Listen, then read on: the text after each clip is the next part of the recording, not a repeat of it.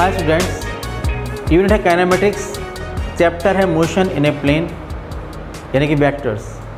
और आज हम डिस्कस करने वाले हैं कि अगर क्वेश्चन गिवन है तो किसी क्वेश्चन में आप लोग वेक्टर्स को ऐड करेंगे या सब्ट्रैक्ट करेंगे, ये कैसे डिसाइड करेंगे। तो देखिए किस तरह डिसाइड करेंगे। हम लोग बात कर रहे हैं applications of addition and subtraction of vectors. Applications of addition and subtraction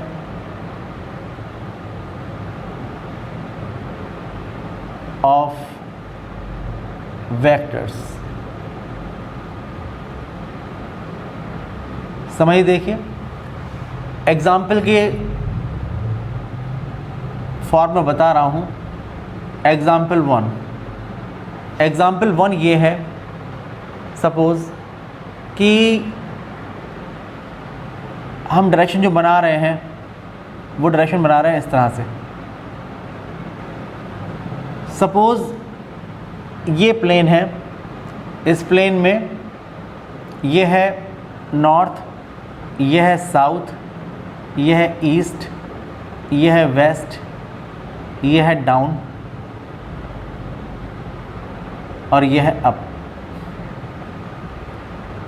सबसे पहले हम लोगों ने डायरेक्शन को सेलेक्ट कर लिया कि अगर ये एक प्लेन है, मोशन ऐसे है तो नॉर्थ, बाहर है तो साउथ, इधर है तो ईस्ट, इधर तो वेस्ट, ये डाउनवर्ड, ये अपवर्ड।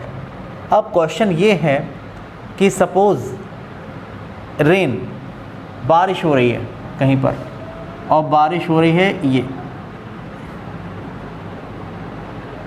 ये है रेन, और वेलोसिटी ऑफ रेन सपोज़ जाहिर सी बात है डाउनवर्ड डायरेक्शन में होगी, और वेलोसिटी ऑफ रेन है 4 मीटर पर सेकेंड। इस स्पीड से बारिश हो रही है, डाउनवर्ड डायरेक्शन में इसकी वेलोसिटी बारिश की बूंदों की ये है। अब अगर इस वक्त कोई एम्ब्रेला लगाएगा तो आप देखिए एम्ब्रेला कैसे लगाएगा। ये यहाँ पर जो खड़ा होगा उसका एम्ब्रेला वर्टिकल डायरेक्शन में होगा जिससे कि बारिश से बच सके। अब अचानक से ये होता है कि हवा चलनी शुरू हो जाया करती है, विंड चलती है। हम लोग यहाँ पर खड़े हुए हैं, बारिश ऐसे हो रही है तो हमें अभी अम्ब्रेला लगाना पड़ेगा बिल्कुल वर्टिकली, इस डायरेक्शन वर्टिकल डायरेक्शन में लगाना पड़ेगा। अब अचानक से ये होता है कि हवा चलने लगती है, विंड चलती है। अब यहाँ पर हवा चलना शुरू हो जाया करती है। ये थी 1 2 3 4, इसका था मैग्नीट्यूड 4 मीटर पर सेकेंड। अब यहाँ पर चलती है विंड, ये चलती है विंड, और हवा चलती है। वेलोसिटी ऑफ विंड ये है सपोज 3 मीटर पर सेकेंड। अब क्वेश्चन ये आता है किस एंगल पर आप लोगों को अम्ब्रेला लगाना पड़ेगा, और विंड चल रही है ईस्ट टू वेस्ट, ये चल रही है। तो आपने एक्सपीरियंस किया होगा इतना तो सब लोग जानते हैं कि अगर बारिश में छाता लगा खड़े हुए हैं ऐसे, अगर हवा चलेगी ऐसे तो आपको ऐसे झुकाना पड़ेगा, वर्टिकल से अम्ब्रेला को ऐसे झुकाना पड़ता है ना, तभी तो बच पाते हैं बारिश से। तो अब ये क्वेश्चन आता है किस एंगल पर, वर्टिकल से किस एंगल पर आप लोग अपने अम्ब्रेला को झुकाएंगे, और जो रिजल्टेंट स्पीड हो जाएगी अब रेन की वो कितनी हो जाएगी। तो ऐसे क्वेश्चन में जो रिजल्टेंट स्पीड होगी रेन की, वो एक तो बारिश की स्पीड गिरने की और दूसरा विंड की स्पीड इसकी रिजल्टेंट होगी। इसका मतलब ये हुआ कि इसमें आप लोग दोनों वेक्टर्स को ऐड करेंगे। आप लिखेंगे कि resultant speed of rain, resultant velocity of rain ये होगी v vector is equal to velocity of rain plus velocity of wind. ये करना होगा आप लोगों को। तो इसमें इसको ऐड करना होगा। तो addition of vector triangle law से आप कर लीजिए तो कोई प्रॉब्लम नहीं होगी। पहले ट्रायंगल लॉ से फर्स्ट वेक्टर बनाइए, यहाँ पर ये बनाएंगे फर्स्ट वेक्टर, ये है, ये आपने बना दिया 1 2 3 4, यह है वेलोसिटी ऑफ रेन। कितना है भाई? 4 मीटर पर सेकेंड। ये इसका इनिशियल पॉइंट रहा। जहाँ पर ये ख़त्म हुआ वहाँ से वेलोसिटी ऑफ विंड को इसमें ऐड कर दीजिए। तो ये वेलोसिटी ऑफ विंड आप इसमें ऐड कर देंगे।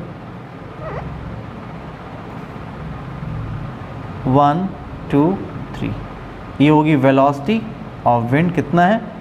3 मीटर पर सेकेंड। ये इसका फाइनल पॉइंट हो जाएगा।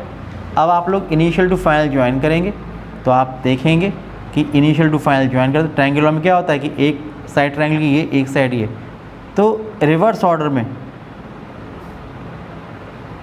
ये इसका रिवर्स ऑर्डर हुआ। ये हो जाएगी इसकी नेट वेलोसिटी। ट्रायंगल को कंप्लीट करने के लिए रिवर्स ऑर्डर में जो आप लगाएंगे वेक्टर, ये इसका रिजल्टेंट वेलोसिटी को रिप्रेजेंट करेगा। तो अगर आप देखें इसकी वैल्यू कितनी होगी तो आप निकाल सकते हैं पाइथागोरस थ्योरम से कि कितनी होगी magnitude of vector v। Magnitude of vector v, तो v कितना होगा? Under root V R square plus V W square, V R square plus V W square. तो अंडर रूट वी आर कितना है? 4, ये है 3, तो 4 square plus 3 square is equal to 5 metre per second. ये तो आ गई इसकी स्पीड। अब क्वेश्चन ये आता है कि वर्टिकल से जो एम्ब्रेला को इसने झुकाया है, इंक्लाइन किया है, वो किस एंगल पर किया है। तो आप देख रहे हैं कि अभी जो अम्ब्रेला था वो जो ऐसा, अब जब हवा भी चली ऐसे और बारिश हो रही है ऐसे, तो ऐसे आएगी बारिश। जब बारिश ऐसे आएगी तो आप देखेंगे कि अम्ब्रेला को अब इसको यहाँ लगाना पड़ेगा। बारिश से बचने के लिए जो अम्ब्रेला यूज़ कर रहा है उसको ऐसे लगाना पड़ेगा। तो आप देख रहे हैं वर्टिकल से जो इंक्लिनेशन हुआ है इसका, वो कितना हुआ? ये हुआ। तो ये एंगल हुआ थीटा। ठीक है ना? ये एंगल थीटा तो किसके इक्वल होगा? इसके इक्वल होगा। तो यहाँ से आप निकाल सकते हैं कि inclination of umbrella from vertical, inclination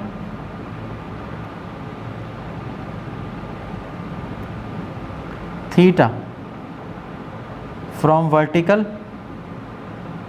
तो tan थीटा निकालिए यहाँ से। tan थीटा कितना हो जाएगा? tan theta is equal to mod of V W upon mod of V R, mod of V W upon mod of V are.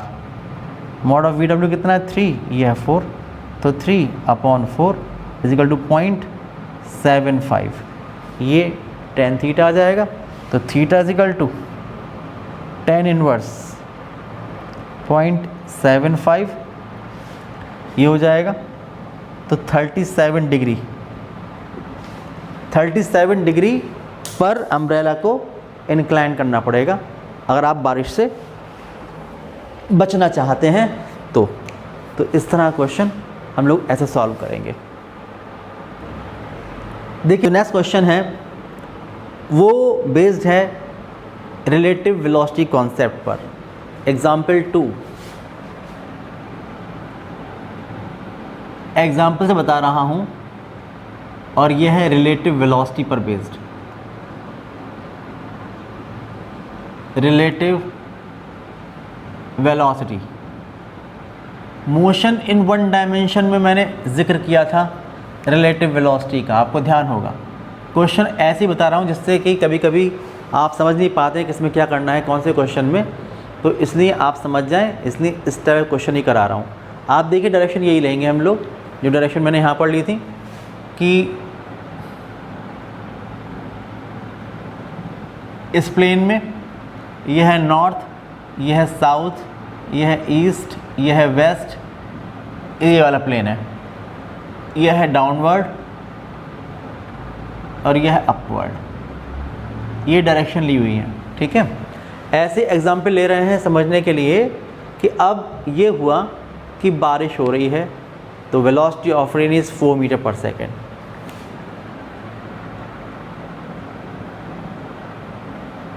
यह velocity of rain velocity of rain, value है 4 metre per second. तो umbrella का direction कौन सा रहेगा? Vertical. यहाँ पर जो भी खड़ा होगा अम्ब्रेला लगाएगा ऐसे, जिससे कि बारिश से वो बच सके। अब ऐसा हुआ कि यहाँ पर जो खड़ा हुआ था वो चल पड़ा इस तरफ। यहाँ पर जो पर्सन खड़ा हुआ था, वेलोसिटी ऑफ मैन, जो पर्सन यहाँ पर खड़ा हुआ था अब वो चल पड़ता है इस तरफ 3 मीटर पर सेकेंड की स्पीड से। तो ये जो मैन है इसकी स्पीड है, वेलोसिटी ऑफ मैन ये है 3 मीटर पर सेकेंड। अब आपसे कहा जाए कि relative velocity of rain with respect to man कितनी है, पहली बात ये, और दूसरी बात ये कि किस, आप समझ लीजिए फिर से कॉमन सेंस की बात है कि अगर बारिश हो रही है, हम लोग खड़े हुए हैं तो अम्ब्रेला लगाए हुए ऐसे, ओके। अब अगर आप लोग चलो ऐसे तो बारिश आपको ऐसी आती लगेगी, तो आपको अम्ब्रेला को इंक्लाइन करना पड़ेगा थीटा एंगल पर ऐसे वर्टिकल से। तो वो एंगल कितना होगा ये आप लोगों को निकालना है। तो आप लोग क्या करें, यहाँ पर हम लिखेंगे कि relative velocity of rain with respect to man, ये आपको निकालना है।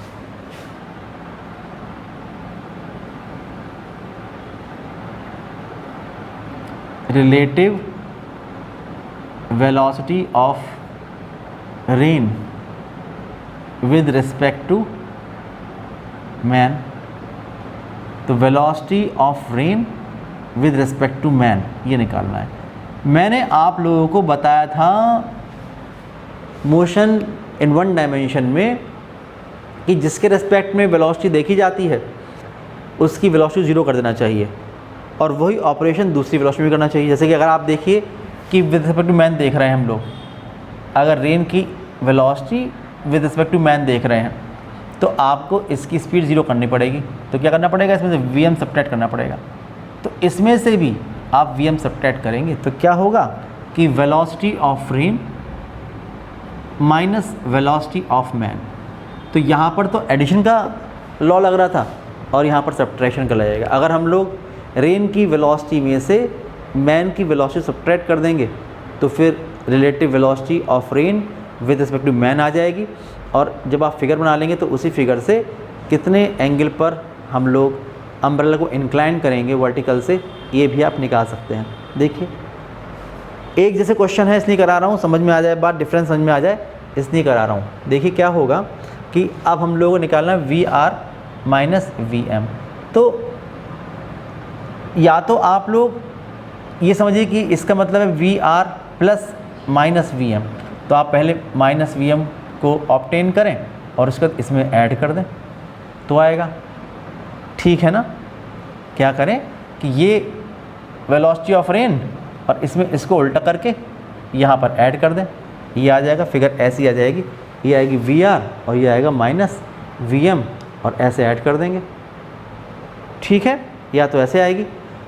एक कॉन्सेप्ट मैंने आप लोगों को प्रीवियस वीडियो में बताया था को इनिशियल वेक्टर मेथड वाला, उससे भी आप कर सकते हो। तो दोनों फिगर मैं आपको बना के बता रहा हूँ। देखिए अगर इसका मतलब आप ऐसे लिखेंगे कि V R plus minus V M, तो हमारे पास 2 मेथड हैं। आप देखिए एक है मेथड फर्स्ट,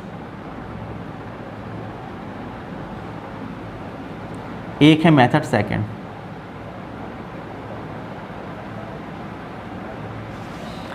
मेथड फर्स्ट में आप क्या करोगे कि पहले वी रेन ये आप बनाओगे, वेलोसिटी ऑफ रेन ये आपने बनाया, वेलोसिटी ऑफ रेन कितना है 4 metre per second, 4 metre per second ये है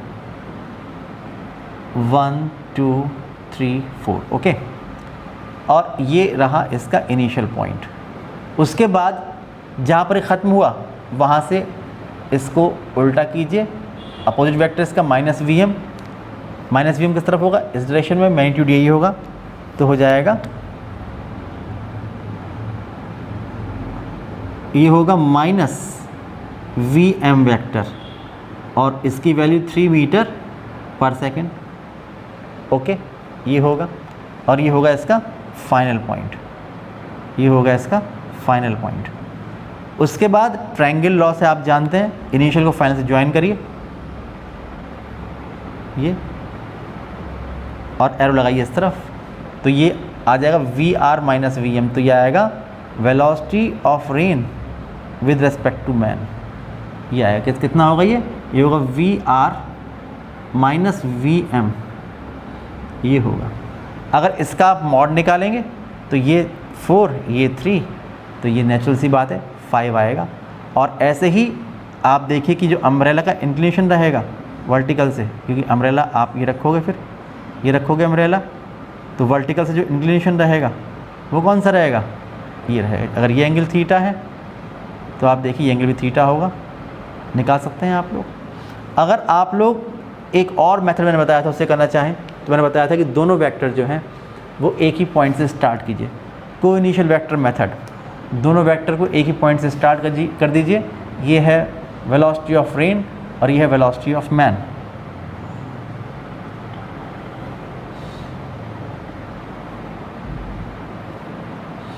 ये है वेलोसिटी ऑफ रेन, कितना 4 मीटर पर सेकेंड, और एक ही पॉइंट से स्टार्ट कर रहे हैं, आई से इनिशियल पॉइंट सेम है।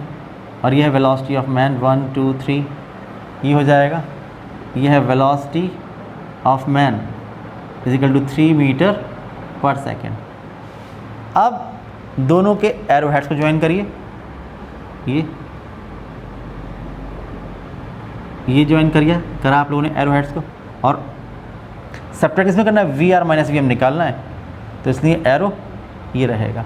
तो ये जो निकल के आएगा ये आएगा velocity of rain with respect to man. इसका मतलब V R vector minus V M vector, ये निकल के आएगा।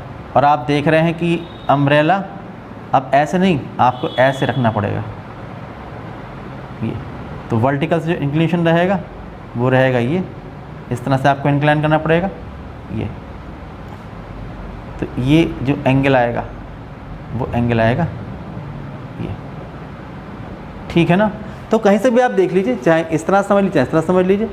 तो अगर आप देखेंगे पाइथागोरस थ्योरम से, तो आप देख रहे हैं कि mod of V R M, mod of V R M relative velocity of rain with respect to man is equal to कितनी होगी, under root mod of V R square mod of V R square plus mod of minus V M square. ऐसे निकालिए, या simply ऐसे निकाल सकते हैं कि अगर यहाँ से निकाल लें तो सिंपली वी आर स्क्वायर और प्लस वी एम स्क्वायर, क्योंकि चाहे वी एम का मॉड लें चाहे माइनस वी एम का मॉड लें, बात एक ही है। तो हो जाएगा under root this is 4 square plus this is 3 square, तो 4 square plus 3 square is equal to 5 metre per second. और जो इंक्लिनेशन होगा, inclination theta from vertical, if inclination be theta from vertical then tan theta कैसे निकालेंगे, mod of minus V M upon V R या mod of V M upon V R, एक ही बात है। Mod of minus V M upon mod of V R या mod of V M upon mod of V R, एक ही बात है। दिस इज़ 3/4, 3/4 यानी 0.75 ये आएगा। तो theta is equal to tan inverse 0.75 that is 37 degree से आपको इंक्लाइन करना पड़ेगा। मैंने आप देख रहे हैं कि इस तरह क्वेश्चन लिए हैं जहाँ पर आंसर सेम आ रहा है, लेकिन कॉन्सेप्ट अलग है। आप समझ लीजिएगा, यहाँ पर एडिशन ऑफ वेक्टर से और वहाँ पर सब्ट्रैक्शन ऑफ वेक्टर से, जहाँ पर हम लोग रिलेटिव वेलोसिटी की बात करते हैं वहाँ सब्ट्रैक्शन ऑफ वेक्टर लगता है। तो ये डिफरेंस है इस टाइप के क्वेश्चंस में, समझ के कीजिएगा। अब आप देखिए जो नेक्स्ट टॉपिक है ये है रेजोल्यूशन ऑफ ए वेक्टर।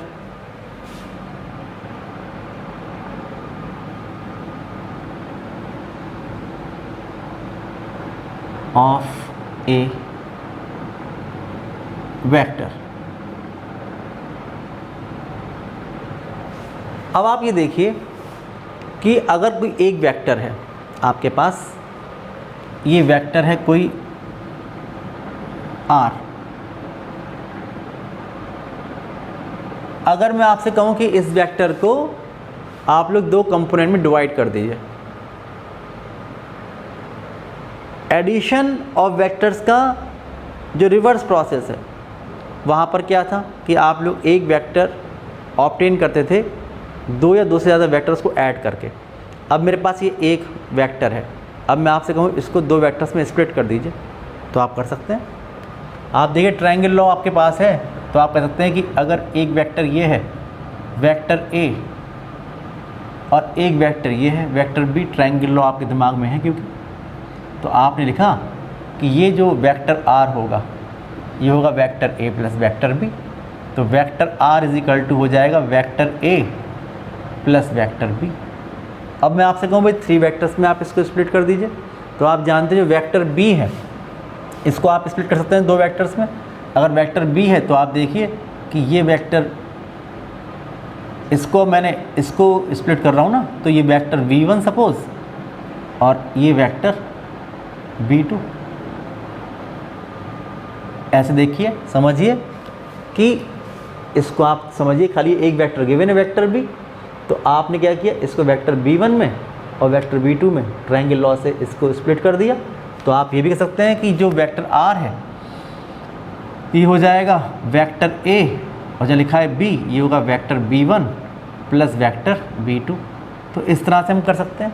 अब मैं आपसे कहूँ कि इसको और वेक्टर्स में स्प्लिट कर दीजिए, तो आप चाहें तो वेक्टर जो a लिखा हुआ है इसको ये a1 और ये a2 इसमें स्प्लिट कर सकते हैं। जो b1 लिखा है इसको b1 डैश और b1 डबल डैश इसमें कर सकते हैं स्प्लिट। तो आप किसी भी एक वेक्टर को बहुत सारे पार्ट्स में डिवाइड कर सकते हैं, बहुत सारे वेक्टर्स में डिवाइड कर सकते हैं, और ये जो प्रोसेस होता है इसे कहते हैं resolution of a vector. Okay, ये होता है रेजोल्यूशन ऑफ ए वेक्टर।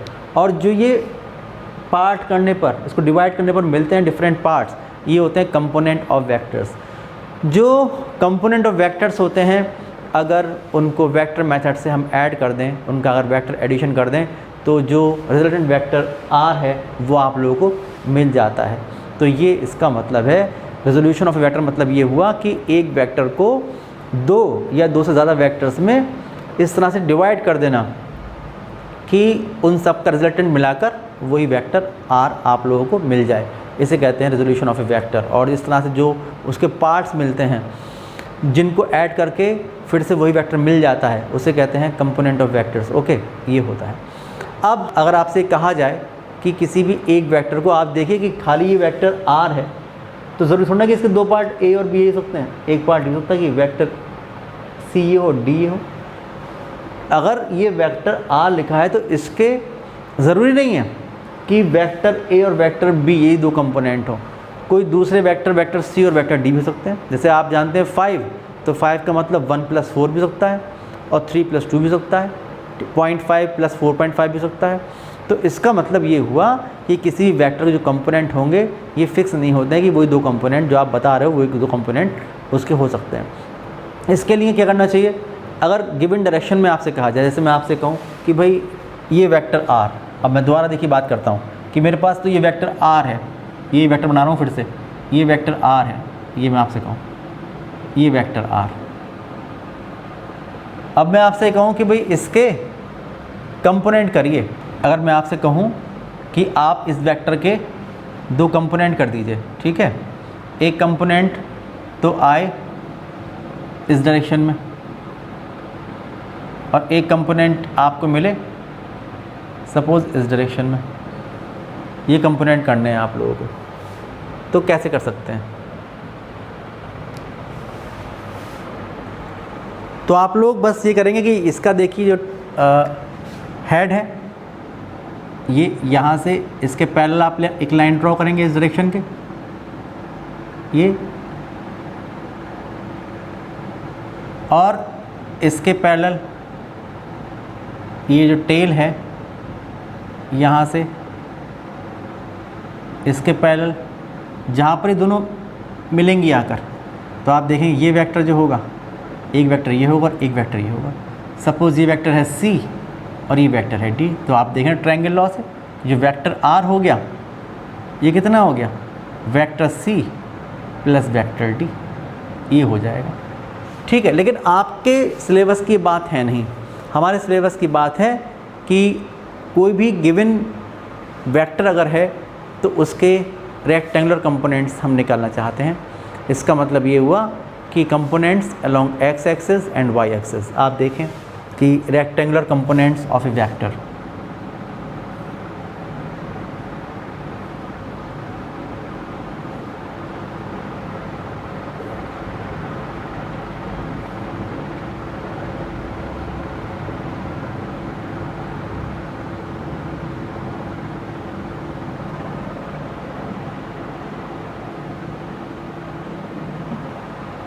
ये एक वेक्टर गिवन है वेक्टर R। अब हम आपसे कहें कि इसके रेक्टेंगुलर कंपोनेंट्स बताइए along X axis and Y axis, तो क्या मेथड रहेगा? तो इसका मेथड ये रहेगा कि जो इसकी टेल है, एक तो ये टेल होती है, ये होता है एरो हेड, तो टेल से एक्स एक्सिस और वाई एक्सिस ये आप बनाइए। ठीक है भाई, ये एक्स एक्सिस है और ये वाई एक्सिस है। अब जो एरो हेड है वहाँ से परपेंडिकुलर ड्रॉ करिए एक्स एक्सिस पर और वाई एक्सिस पर, ये आपने ड्रॉ किया परपेंडिकुलर। ये पॉइंट है O, ये पॉइंट है R, आपने परपेंडिकुलर ड्रॉ किए हुए हैं। ये परपेंडिकुलर सपोज ये आया M पॉइंट, ये पॉइंट आया N पॉइंट। तो आप देखेंगे कि जो ये OM और ON जो ये आए हैं निकल के, ये है अलोंग एक्स एक्सिस, तो ये होगा RX, ये है अलोंग वाई एक्सिस, तो ये होगा RY। ये इसके कंपोनेंट्स होंगे। इसको हम लोग, क्योंकि ये अलोंग एक्स एक्सिस है, ये अलोंग वाई एक्सिस है, अगर डायरेक्शन की बात करेंगे तो ये RX वेक्टर और RY वेक्टर के इक्वल होगा। और अगर आप जानते हैं कि एक्स एक्सिस के अलोंग जो यूनिट वेक्टर है, आप लोगों को ऑलरेडी ऑर्थोगोनल यूनिट वेक्टर बता चुका हूँ मैं, तो अगर ये है यूनिट वेक्टर I यानी I कैप, और ये है यूनिट वेक्टर J यानी J कैप, तो आप जानते हैं जो RX की वैल्यू होगी ये कितना होगा, RX इज इक्वल टू होगा RX I कैप, और जो RY होगा ये कितना होगा, जो RY होगा ये होगा RY J कैप। ठीक है, तो आप देखेंगे कि अगर हम लोग वेक्टर RX और वेक्टर RY को ऐड करेंगे तो आपको वेक्टर R मिल जाएगा। यहाँ पर जो RX और RY हैं ये इसके कंपोनेंट्स हैं along X axis and along Y axis, ये इसके रेक्टेंगुलर कंपोनेंट्स हैं। तो इस तरह से हम निकाल सकते हैं। और कितना एंगल बना रहा है ये एक्स एक्सिस से, अगर ये एंगल थीटा है, अगर ये आपको निकालना है तो ये भी आप निकाल सकते हैं। आप देख रहे हैं कि अगर ये RX है इसकी वैल्यू, तो ये भी RX हो जाएगा। ठीक है भाई, ये भी RX होगा, और अगर ये RY है तो ये भी RY होगा, ये आप जानते हैं। ओके, तो अब आप लिखेंगे कि RX and RY are the components of vector R। तो जो R होगा वेक्टर, वो या तो होगा vector RX plus vector RY, या अगर वैल्यू पुट कर देंगे तो ये होगा RX I cap plus RY J cap, ये होगा। आप ये देखिए कि अगर आप ट्रायंगल ORM में लें, इन ट्रायंगल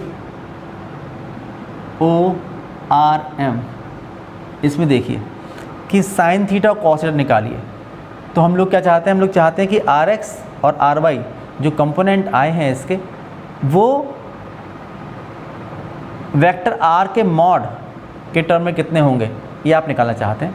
तो आप लिखेंगे इन ट्रायंगल ORM, तो आप देखिए साइन थीटा कितना होगा, sine theta this is RM upon OR, RM upon OR। तो यहाँ से जो RM होगा ये हो जाएगा OR इंटू साइन थीटा। आप देखिए जो RM है वो ON के इक्वल होगा, ये होगा ON is equal to OR sine theta, और जो ओ एन है वो कौन सा कंपोनेंट है, Y component along Y axis, तो आर वाई, और जो ओ आर है वो कितना है, आर इंटू साइन थीटा, तो R Y is equal to R sine theta, ये एक कंपोनेंट आया अलोंग वाई एक्सिस। ओके, अब अगर आप लेंगे कॉस थीटा इसी ट्रायंगल में, तो आप लिखेंगे कि and cos theta is equal to कितना हो जाएगा, ये होगा O M upon O R, O M upon O R, ये हो जाएगा। तो यहाँ से हम लोग ओ एम निकाल सकते हैं, तो ओ एम कितना हो जाएगा, ये होगा ओ आर कॉस थीटा, और ओ एम क्या है, इसका एक्स कंपोनेंट, तो आप लिखेंगे ये है R X is equal to R cos theta. तो ये जो आर एक्स और आर वाई आए हैं, ये एक्स एक्सिस और वाई एक्सिस के अलॉन्ग इससे कंपोनेंट्स हैं। अगर आपसे कहा जाए कि जो रेक्टेंगल कंपोनेंट्स आए हैं उसके टर्म में जो रिजल्टेंट वेक्टर आर है उसका कितना मैग्नीट्यूड हो, तो आप निकाल सकते हैं कैसे, स्क्वायरिंग एंड एडिंग 1 and 2, तो वो आपको वेक्टर आर का मॉड मिल जाएगा। आप लिखेंगे स्क्वायरिंग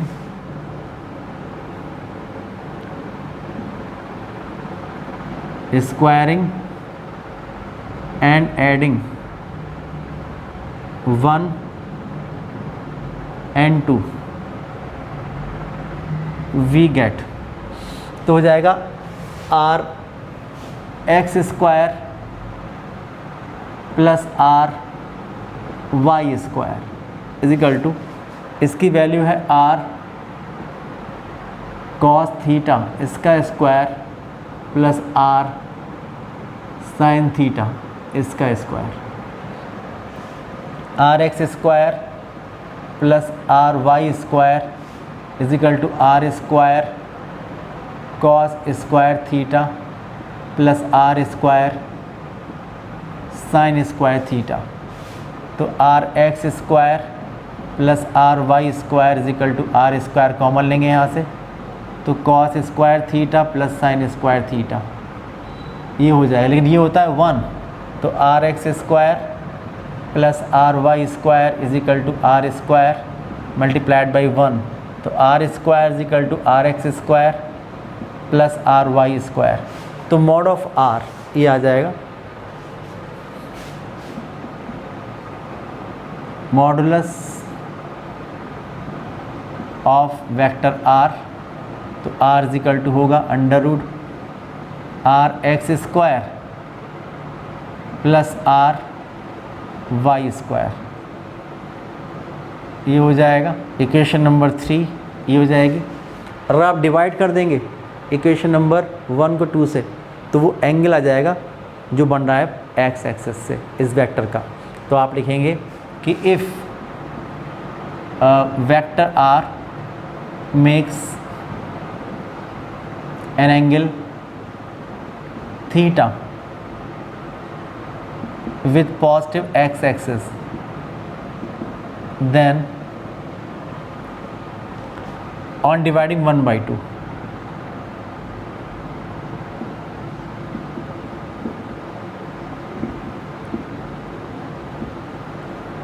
we get, तो आप लिखेंगे R Y upon R X, यह है आर साइन थीटा,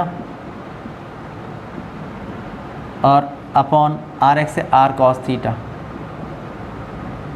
आर से आर कैंसिल, तो tan theta is equal to R Y upon R X, या theta is equal to tan inverse R Y upon R X. इससे हम लोग ये जो एंगल है इसको भी निकाल सकते हैं। तो आप लोग समझ पा रहे होंगे ये जो रेजोल्यूशन ऑफ वेक्टर है ये मैंने कम्प्लीटली बता दिया है आप लोगों को।